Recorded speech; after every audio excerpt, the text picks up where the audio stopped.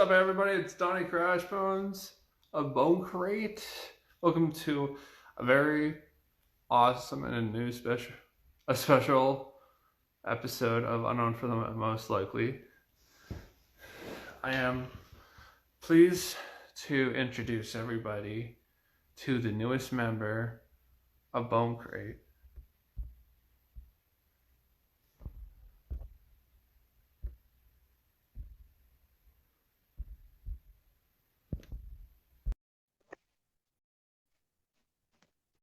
Okay, here he is.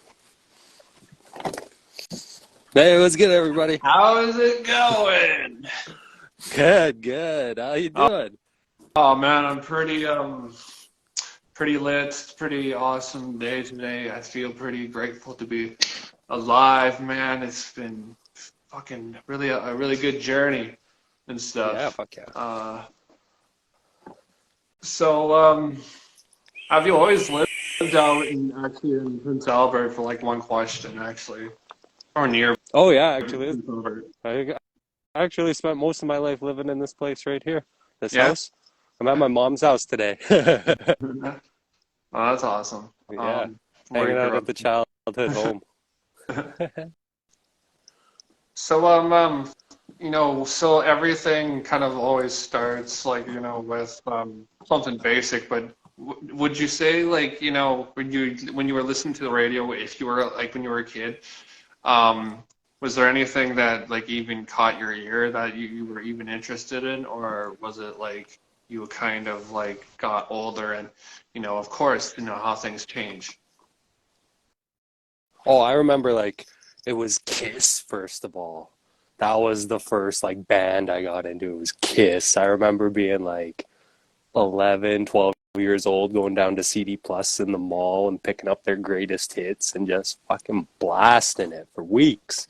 It was Kiss first, and then it was like AC/DC, and just a classic rock. Kind of boring guys, you hear them every day, but that's what got me into music first, and then I found Black Flag. And when I found Black Flag, everything changed because it wasn't just the classic. Dun, dun, dun. The same shit over and over again. Like Greg Ginn plays some stuff that people would be like, why are you playing that, man? But it fucking sounds amazing. It's this atonal, fucking beautiful mess that he makes. And yeah, when I found that changed my life. Yeah, I've been a Black Flag follower for a long time. Just Henry Rollins. Out of all of the favorite like vocalists, I would do like Rollins, but Keith Morris is another greatest one. For Yeah, sure. and he's like, right, he went on and he became like a thing on his own, right? Like a lot of them you don't think of outside of Black Flag. There's dude from the Circle Jerk. Yeah, never mind. Scratch what I said there. He's just the biggest one out of all of them, I think. Henry Rollins. Like, you put a face to Black Flag, and it's Henry Rollins more than it is Greg Ginn, even though it was Greg Ginn's band, right? Yeah. So, yeah. Oh, I respect Henry Rollins. Oh, he's funny. Because he's so serious. Um, He's like a big dude, so he's kind of scary, too. so from like from Black Flag and stuff, uh, were were you going to any shows growing up? I didn't catch that. What? Were you going to any shows growing up at all? Like, getting any moshing on? Oh yeah, like I always had to come down to Saskatoon for that. Like we used to go to stuff like Taste of Chaos, and I remember going to like My Chem and stuff for the first time. Seeing like Anti-Flag at Prairieland Park when they used to put on punk shows at Prairieland Park. I don't know if you ever went to those, but that was like the best time for the shows. When they were doing it at Prairieland Park because it was this fucking huge building. It was just nuts. And they'd have like 4 or 5 bands playing a night, but I saw a few bands there actually. It was good. Good. Yeah, I remember Taste of Chaos. I think happened at Prairieland Park once, and it happened at Odeon once, and then Yeah. I think it faded away after. I mean, just how like Warped Tour happened. like Warped Tour was really good. And then, do you remember how it started getting more pop music oriented into their like lineup? Oh What yeah, is big time. I Like the haven't thing I I think like I to think we can tell, my talk. big Warp Tour story that I like to tell is I saw Katy Perry at the Warp Tour. I saw Katy Perry at Warp Tour 2008 in Saskatoon. Like that kind of says a Okay. lot about how pop it was getting, like right there. Yeah. It was deadly though. It was deadly. It was a good time. I think it was the only time Warp Tour came to Saskatoon too. But yeah, Taste of Chaos fell off pretty hard. They fell off before Warp Tour did, because they used to call it like Warp Tour was like the winter version of, or Yeah, absolutely. Taste of Chaos was the winter version of Warp Tour, right? But Yeah. yeah, I only went to that like 3 times, but Warp Tour lasted like a good 30 years, right? Yeah. People still dream like another Warped Tour is gonna happen, or they're gonna Yeah. continue somehow. Um, so when you were from your step of direction of like probably of music, like it was probably like punk. Like when did you like feel like wanted to change, wanted to start finding something different? Probably what I found like the rhyme sayers guys and like the dudes from Minneapolis, Atmosphere and them. It was Yeah. like before that it was like big time punk. It was like that's what I wanted to do. I wanted to play guitar, I wanted to be the singer, I wanted to do it all. But the thing about it is I don't think I can sing all that well. So I kind of got disillusioned by my own lack of talent, I guess. And then yeah, I got heavy into the rhyme sayers guys. I went down to Minneapolis, saw like a 7 hour concert. It was like at least 7 hours long. The Rhyme Sayers 20-year anniversary. And then after that, I just kind of started rapping. I had made one rap song before that, but it was kind of like a crossover, and you can find that on my SoundCloud called Counterclockwise. And I was trying to do like hardcore punk and mix like rap in it and have like the synthesize. It's just this weird mess that I made, but yeah, It's always fun to have a synthesizer. yeah, that was kind of what really started it, though.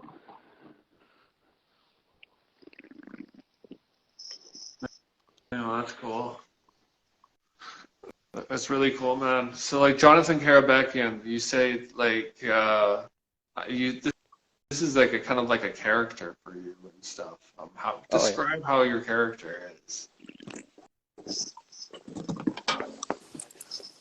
that's like a weird thing to do, I guess, for me, because it's kind of like describing myself, but like an over the top version of myself. It's almost like South Park where anything goes, but there's like a deeper message behind it. Yeah. That's like the best way to describe Jonathon Karabekian, I think, I is think where that's pretty close to our it's like objective. sometimes it might sound like whack, like completely whack, but if it does, there was originally a message behind the whackness, at least. you know, Yeah. because I'm kind of a goofy guy. I don't like to take things I don't like to take myself too seriously. I just end up getting depressed and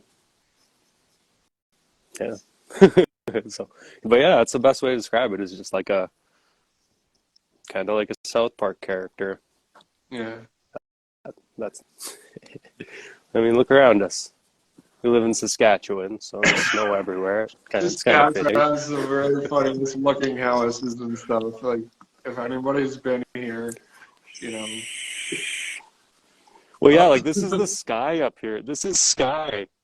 It should be blue, but it's yeah. white. Even our sky's white for some reason. So for like, I would like to kind of like get into other kind of stuff because I feel like you do have some movie theatrics around you too, and you have really actually I feel like you are a movie fan. What are your favorite horror films? And do you have anything that like you influenced and are influenced by, or even horrorcore you're influenced by? What are Yeah, your what are horrorcore. your favorite aspects of horrorcore do you like? Just like I know it's gonna sound weird, but it's kind of like with death metal. I just like the violence of it. Like, I know people get too into it, and some people take it too seriously, but like, I don't know. I just find like the violence. It's kind of like watching a scary movie, except you don't have to sit there and watch. You can just listen to it, vibe to the beat, and somebody saying some just rank stuff. Hmm.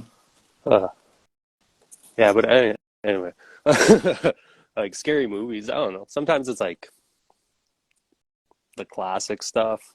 I like Halloween and Texas Chainsaw Massacre, both those series a lot, and Friday the 13th for the matter. I've watched like the entire series multiple times on all those.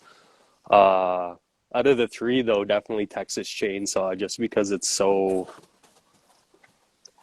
I don't know, it's so gritty, the idea, compared to the other two. Like, the other two are kind of like, they're just slashers, but I don't know, that idea of the sadistic cannibalist family that lives in rural Texas and captures people, and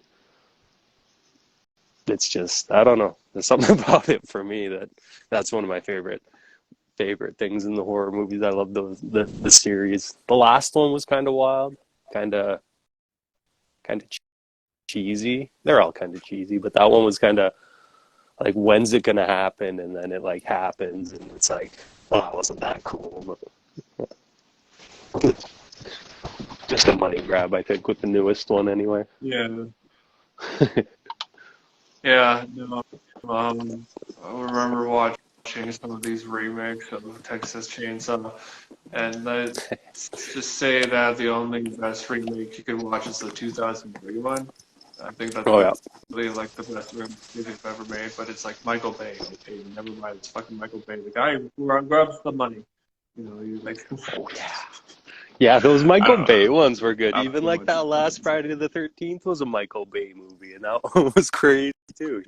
It was He so knows how to do it. cringe good. Yeah. Oh, is that the one No, where man, like it's apparent, but now oh, he can't that's make the it one good. where he's oh, like, I don't even want to say it. It's yeah, there's just the Michael Bay Michael Bay and horror movies are like two things that I find mix well. It was good. I didn't like the It was good Transformers. for I its didn't time. like that shit, but yeah. Michael Bay and horror movies, definitely. Um, so yeah, when did you ever get like? Did you start watching like horror films? Like, was there like an age you heard about them, and were you like very, very curious ever? I got into them big like in my 20s. Like that's when I was watching them all the time, but they've always kind of been around in my life. Yeah. Like I remember watching Freddy versus Jason on VHS, like renting it on VHS, I think. We rented it anyway, back in 2003. I remember watching like Interview with I know that's not really that scary movie, but Interview with a Vampire when that one was only like a year old. And I wasn't that fucking old when that came out. So they've always been around. Like I got an older sister, so she she kind of got into it first, right? Start getting into scary things. And then my cousins, I guess, too. They were always telling me about stuff.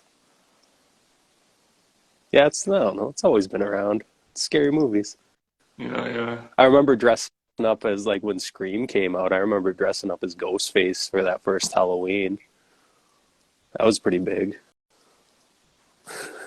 Yeah, I was always a fan. I think that was like my first movie, Scream. So that's the surprise to anybody out there. Yeah, it's that's my first film I think Yeah. I've ever watched. Was yeah, pretty good. Still love that Oh, film it's a today. classic. I haven't seen the newest one yet. I will admit I haven't seen, what is it, Scream 5 just came out at the beginning of last year. I haven't seen that one And yet. now they're But making Scream 6. oh yeah. And I think I only watched like the first season of that TV show. That one it was all right. It pulled me in that first season, but it didn't pull me back for the second one, that's for sure. Yeah.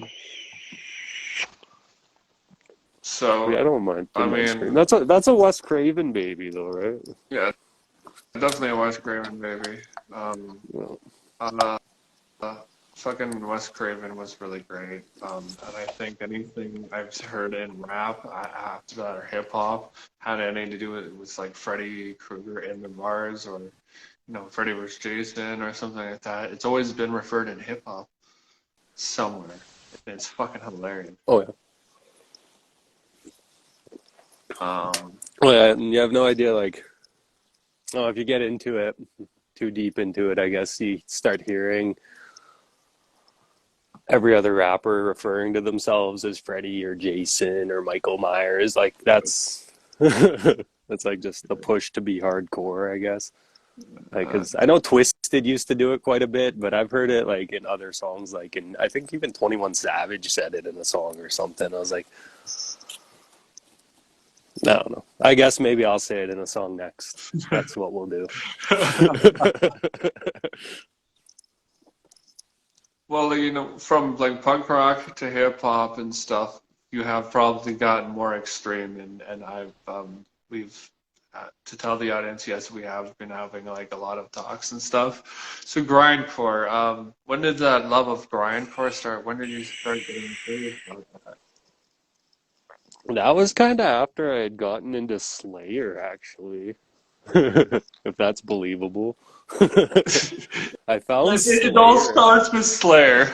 I found Slayer, which I actually found because of Metallica, right? Because that's looking for the next. I'm not gonna go to the Metallica thing, but yeah, I found Slayer, and then I wanted something fucking heavier than Slayer, and you type in heavier than Slayer into Google. Like back then, the first thing that came up was that Repulsion album. And I found that Repulsion album, and that had been re-released by the time I found it. It's probably about 2004, 2005, I'd say. Found that one, and then I found Relapse Records because of that.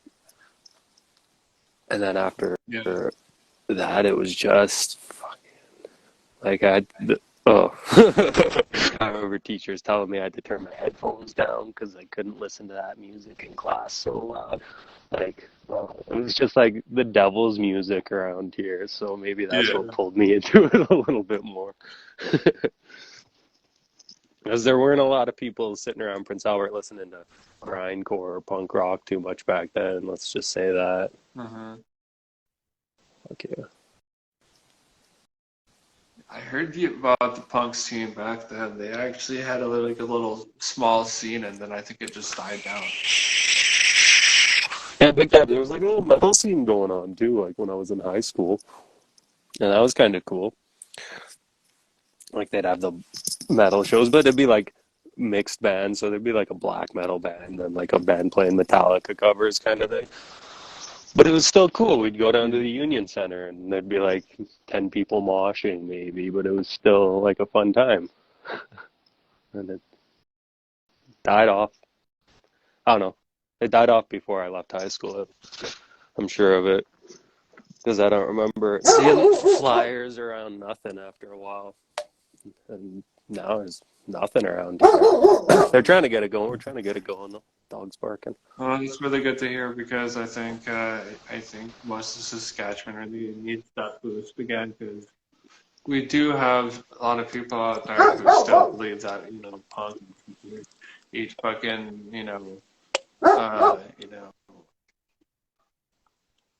uh, you know sound and also just like community. I think Oh yeah, big time. big Big time. time with the community for sure. Um, there's a lot of cool supportive people. There's some people you may not be able to get along with, or you might have to learn like the respect. But it's always like that. Because it's a very scary world right now. Yeah. It's yeah, it's been really crazy it's been going on with in the scene. I've only seen just like so many things where about like they go to a show and they dealt with like the musician being like really pervy and stuff. So I've been just like I want this fucking scene to be like at least safe and stop like bringing perverts, people who think it's okay to touch others and stuff. And also like people coming to shows and getting drunk and stuff like that. I think that's like some of the reasons why some places don't play have shows, period, and stuff because like they get out of hand or they're too much for people, and it's unfortunate they don't understand, they don't see it for the music. They just say, oh, they just want to get fucked up and rock out. It's like, well, just rock out, don't get too fucked up and black out. Well, yeah, you don't have to take it too far every time, Yeah, But I find with bands that I've seen too, like I don't know if it's just on the band or if it's on the venue pushing the band, but it always seems to be that push for overconsumption. Always want the audience to get fucked up. yeah, Right, and it makes sense for the venue to want that because the more money people are spending, or the better time they're having, the more money they're spending, right? So, yeah. That is but that's it should be definitely true. I mean, it's we've not had to what it have should be more about. affordable shows. Pardon? It's not really what it should be about, though, right? Like you're going out, like you can get fucked up at home, and you can get fucked up at home for a lot cheaper than you can going out to see a band, Yeah, right? You throw on their YouTube video, have your drinks, and get fucked up all you want. But if you're going, what's the point? I just I don't get it, but I don't drink you kind anymore of either. So, you oh kind of cut yeah, out there. sorry, bro. No, I was just saying, like, I don't really see the point. Like, if you're gonna go out and get so fucked up that you're not gonna remember seeing the band, why don't you just stay home and get like that fucked up? Yeah, yeah. It's And always safer. Definitely safer. Definitely well, yeah. safer. So when do you when was your first ever performance? Like, have you ever had some other performances that you started doing open mic? You know? No, I haven't been able to go to any open mics or anything. We haven't really had any around though the Yeah. last little bit. And then with the whole pandemic and everything, we're this year at Pride in PA. And then I got to play, I did art in the garden there, and then I did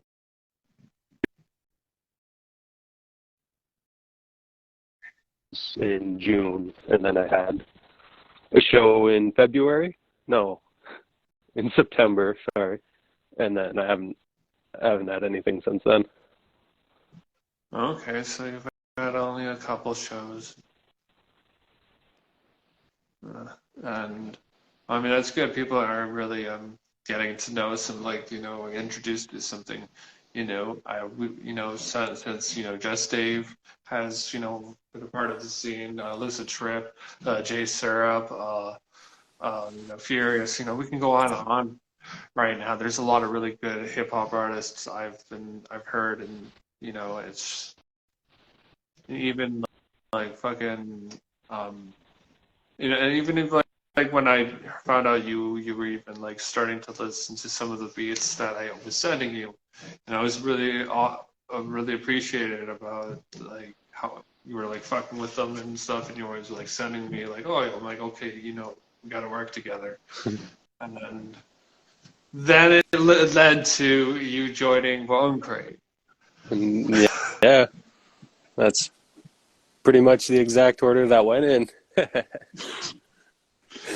Yeah, no, So I was checking out your beats. They're good. I like your, but that's like my style though. Like I found I was that one. It was Witch's Brew, and I fucked with that one for the first time. I was like, yeah, I can fucking do this. I started listening to more and more of them. I'm like, fuck, I got shit for like half of these if you want me to, but it's like that's why I was like, yo, let's do this, and then I was like, yeah, I want to play some instruments too. Why not? Let's get something going. Because I haven't played guitar and stuff in a couple of years. Just been rapping and like, fuck, yeah. want to play my instruments again. They're just sitting there collecting dust. So here we are. Fuck yeah. Yeah, man, I'm really glad you're just going along with the journey. And especially having the wrestling in common, it's kind of cool. When I found out you were a wrestling fan, it's just like that is really huge. And Yeah. Wrestling. being around the group, yeah, man, the Oh yeah. wrestling, it's insane. Yeah, I Um, can't wait. I'm waiting for them to announce those uh the events for the CWE coming up. Oh, can't wait to go see some more wrestling. It was the best time. Like, CWE. I wasn't sure how it was gonna go, but fucking the crowd, everything. There were these like kids there that were just getting them going too. They were just these rowdy kids yelling at the wrestlers. They were rowdier than some of the adults. It was wild. Yeah, it was. It was a good time. It was a good time, and that's what we need more of in PA. We need more stuff like that. Gotta make it happen. Yeah, I think every place needs to be feel like whole again and not be like just. I've been hearing about a lot of stuff about like Saskatoon, a lot of different cities. Like, oh, these events, not a lot of people like having events because too rowdy people, the crowd's too rough, or like, the drummer is bad or whatever. But Yeah. all I've heard is just like everybody, the passion, people who have passion for wrestling and stuff. It's really cool to see it.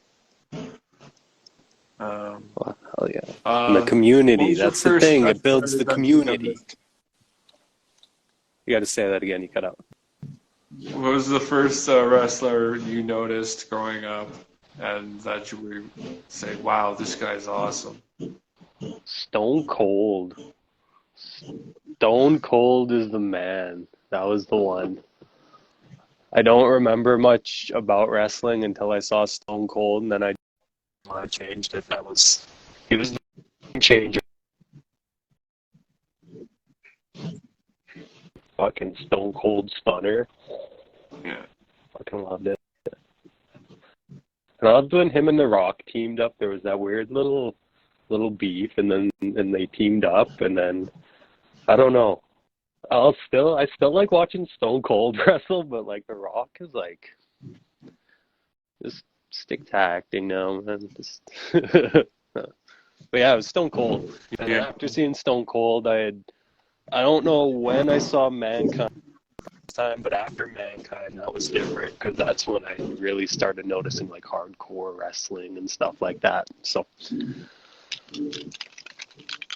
that opens up a whole different world once you Yeah, find you got three Mankind worlds for the right first there. time when you're like 9 years old.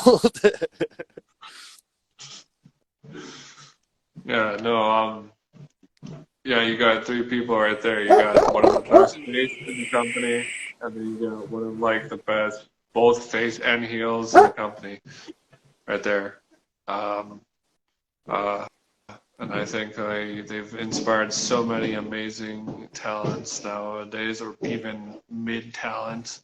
I don't know. I've been watching way too much wrestling, catching up with it. Um, as you can see, I would have a wrestling talk show type thing and shit, but I don't know. You have told me that like you missed out on a lot after like watching some of that. So what was the last thing you remember watching? Well, I remember me and my one buddy I'd go over to his house. We'd watch wrestling a little bit after that, and I remember watching like Trish Stratus and the Divas wrestle, and that was some silly stuff. It was silly. Let's just put it that way. Like Trish Okay. Stratus was one thing, but the rest of them were characters. I don't remember a lot from that time frame, but I remember playing like the video games that had those ones, like had the Divas, so like the SmackDown era. And yeah, we spent a lot of time spent a lot of time playing that one. I didn't own it though. I think Buddy had it on GameCube. I Yeah. think they had Mankind on that one still. So that would have been my go-to on it, but I know we're not talking about video games. But yeah, so it would have been the last thing I remember would have been actually like the Divas coming in. I guess Chris Jericho got really big. I didn't realize how big Chris Jericho had gotten. And I was Yeah, kind of looking because I remember like he was like new.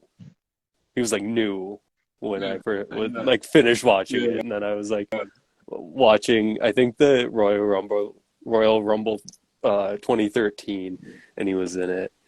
And I was like, holy fuck! So I had to Google him. Naturally, I had to Google him, look up what he's been doing. And I was like I didn't think he was gonna be like a star. I didn't think he was gonna be this like superstar type guy. Like, uh, Yeah. but yeah, I don't know.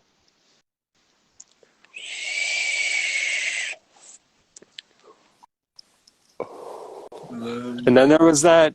I guess the last thing I remember though, and this is gonna be like this is a touchy subject, but it was that whole Chris Benoit thing that happened. Like Okay. I remember when that happened, and I remember them like showing his like this Hall of Fame video with him before they had realized what actually had happened, and then like the WWE going back on it after the details came out, and it was kind of a messy situation there. I think I remember that because it was so dramatic, Yeah. shocking. Because I was like shocked when that happened. I think I don't know when even I stopped watching wrestling. There was a time I did stop watching, and it's just because like, oh my gosh, like we're never gonna have the Attitude Era again in the wrestling. We're stuck in the PG era and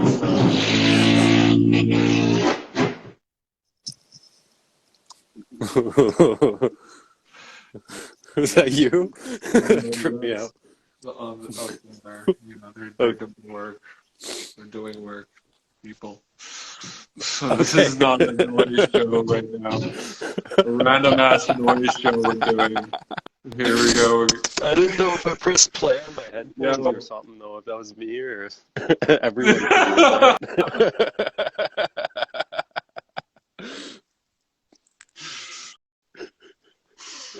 Also, there's this noise in my head, and I was like, ooh. Um. So I mean, out of everything wrestling, have you updated anything yourself with wrestling lately? Try to catch up a little bit here. There's only so many hours in a day. I can't spend them all on wrestling as much as I would love to. So yeah, it's not the Great. same I know you had, passion.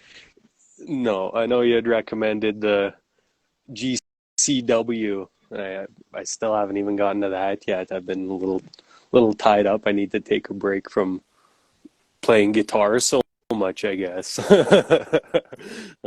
It's just that's the thing. I get a little hyper fixated on one thing, and I can't seem Yeah, to pull myself the away from multitasking thing can be. Yeah, yeah. No, I can understand that, man. I can really can understand that. Sometimes you could be too caught up. And then I'm like, okay, I can't do just like, the same thing at the same time all the time. I can't always multitask. It's a really big understanding and stuff for, some artists. Some artists can do it, some can't, it's not everybody can do the same.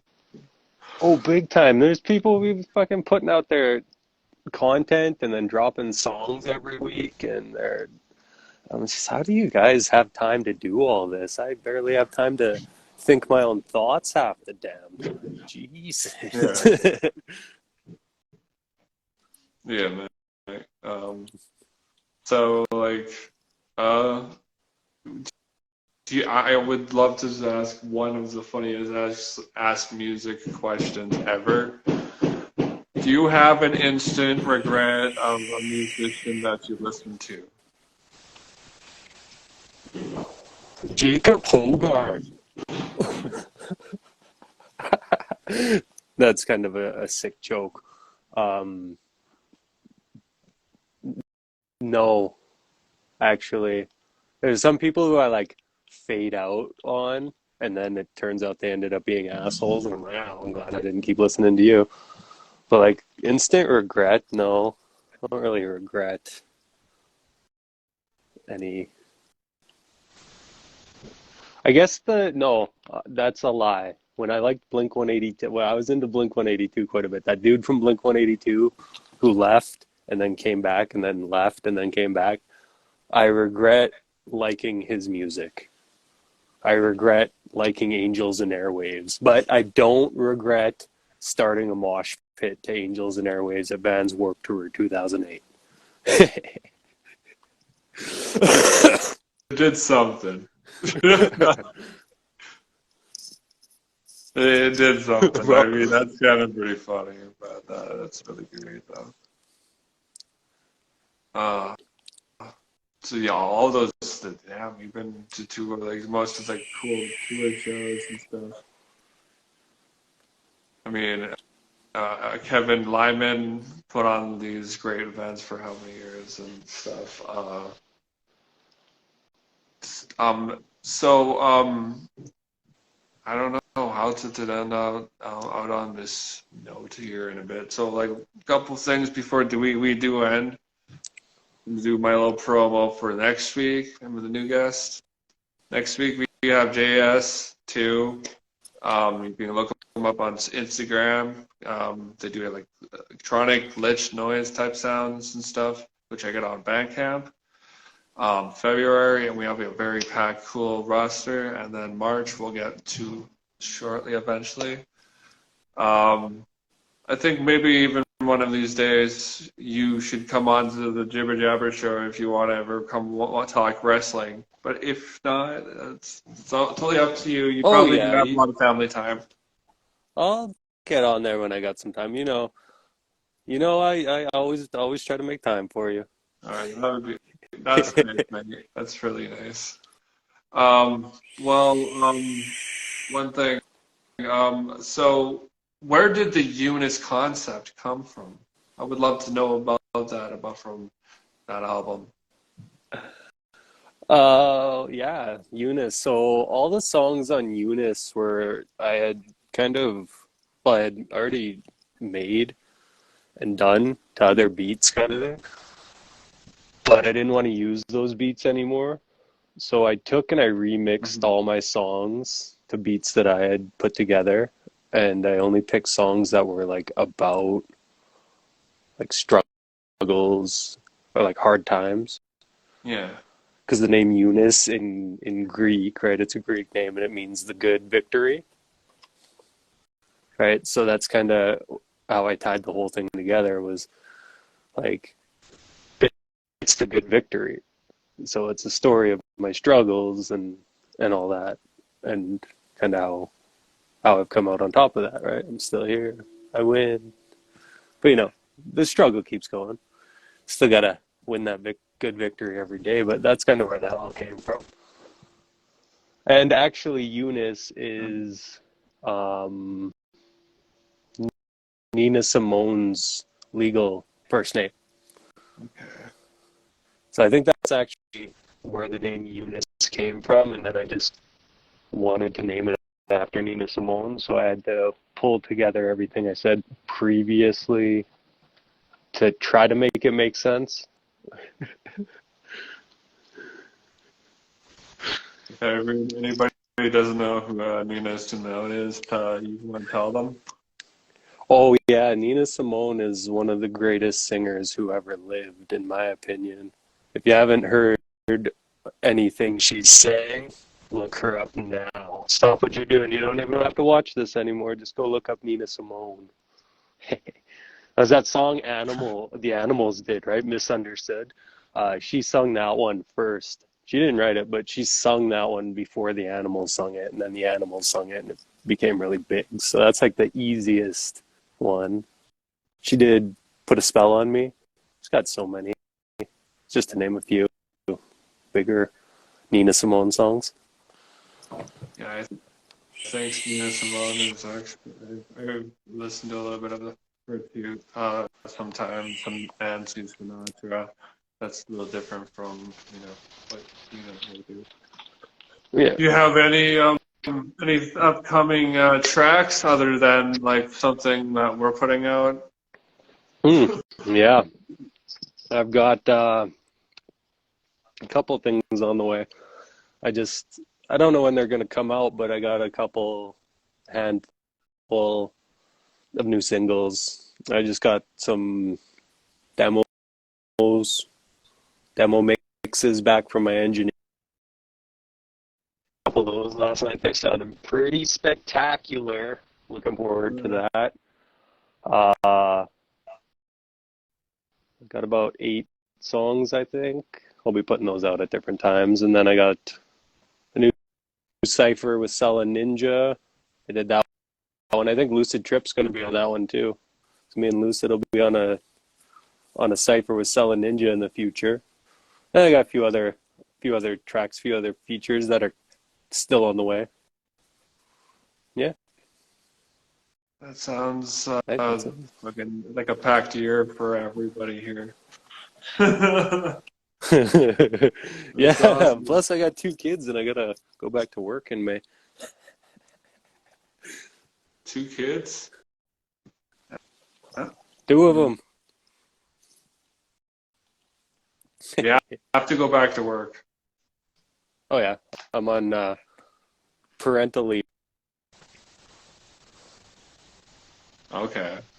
Yeah, I I'll be mean, going back later on in the year.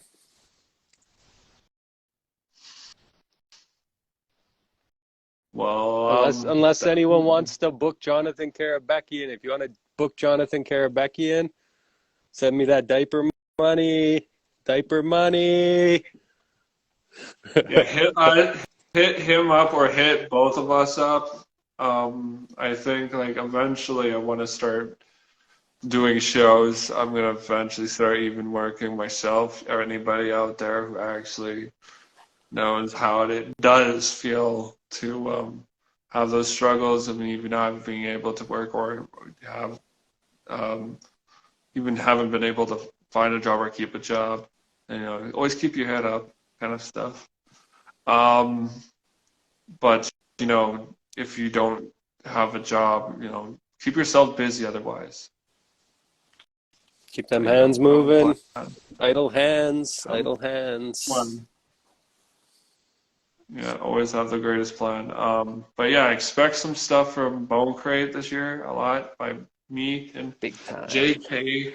We are officially Bone Crate, and I'll still be doing Bone Crate beats. An actual Crate of Boons will be coming out in May, or at least June or May. I don't have an official date right now. We're still having added more people to the album and stuff. And man, like you sent me like 2 like sick bangers, and I think like you're on like that one track with Lucid Trip and stuff. I don't know. I Hell would yeah. just tell them you guys are ready for when this track comes out. Just a little bit of like I don't know. I feel like it's almost like a stoner song. Oh yeah. Fuck yeah. It's a good one. Y'all got to get ready for it. The next chapter. Yeah, I gotta get ready for the next chapter coming in February, guys. Go please save that. See that probably in my story again. I'll be probably doing the promotion thing all over and over again. Um, yeah. Any last words, brother? Last words. Love, peace, and chicken grease. That's good. Oh, okay, that's the best outro to say. All right. See you guys next week. Peace. Keep it real.